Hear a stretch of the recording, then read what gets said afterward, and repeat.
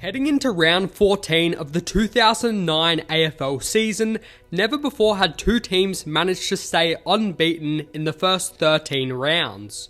The match between Geelong and St Kilda at Etihad Stadium was going to get heated.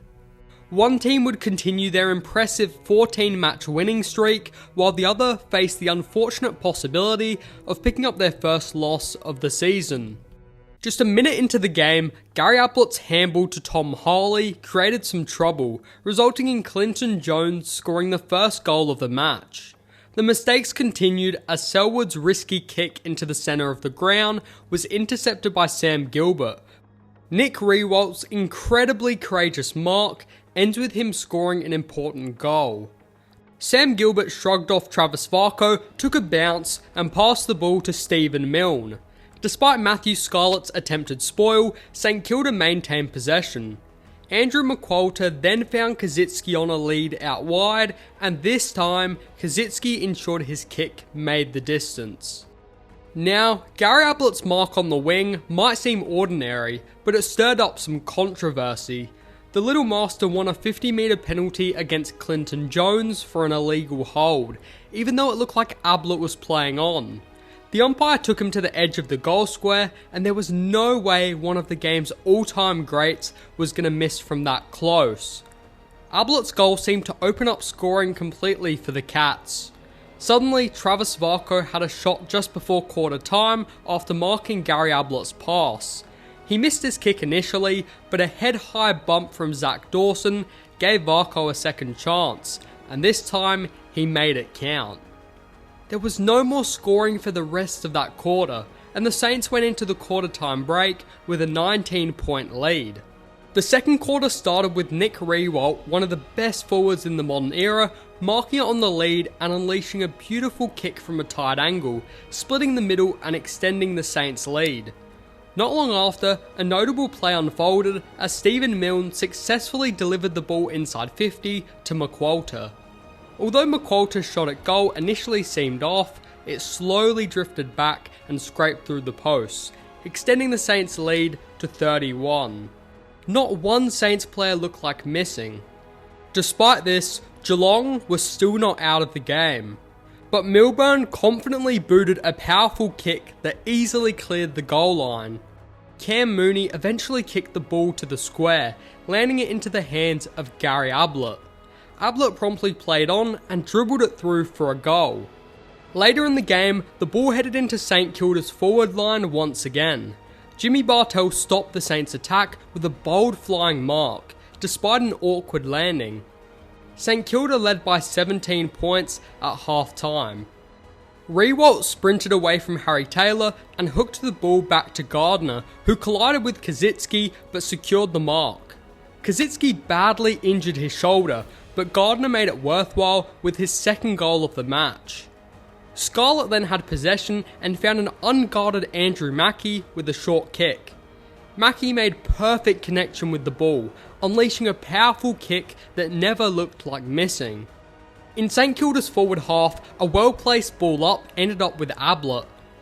Matthew Stokes then sent a perfect pass over Sam Gilbert to Cam Mooney on the 50, who didn't miss a beat. For the first time that day, Geelong fans were starting to believe, as the margin shrank to its lowest since the opening minutes. Brendan Goddard quickly moved the ball down, kicking it towards Riewoldt.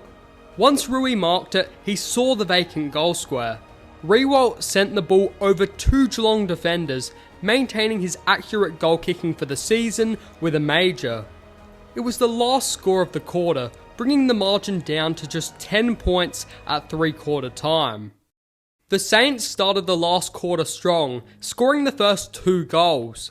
Justin Kosicki nailed a massive 50-metre set shot for the first goal.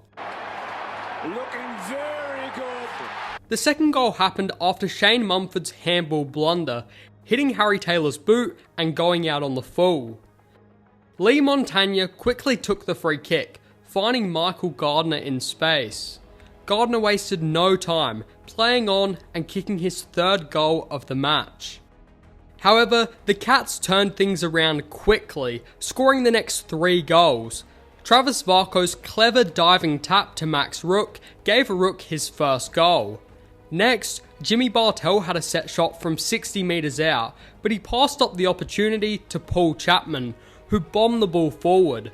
Chapman's floating top seemed like Michael Gardner would touch it, but a last second slip allowed the ball to roll through for a goal. Riewoldt set up a perfect pass for Stephen Milne, who easily outran defender James Kelly and caught the ball with a simple chest mark. Although Milne's kick was a bit wobbly, it went way too high for Shane Mumford to reach, scoring a much needed goal for the Saints. Geelong started an attack from their own backline to their forward line. Bartell's accurate pass to Darren Milburn was impressive, and the defender had no trouble taking the mark. For a defender playing up forward, Milburn's set shot kick was exceptional. Cameron Ling had the ball in the middle of the ground, making a precise pass to Cam Mooney. Matthew Stokes somehow left unmarked on the wing, received the ball from Mooney, played on and scored a goal on the run from 40 metres out, narrowing Geelong's deficit.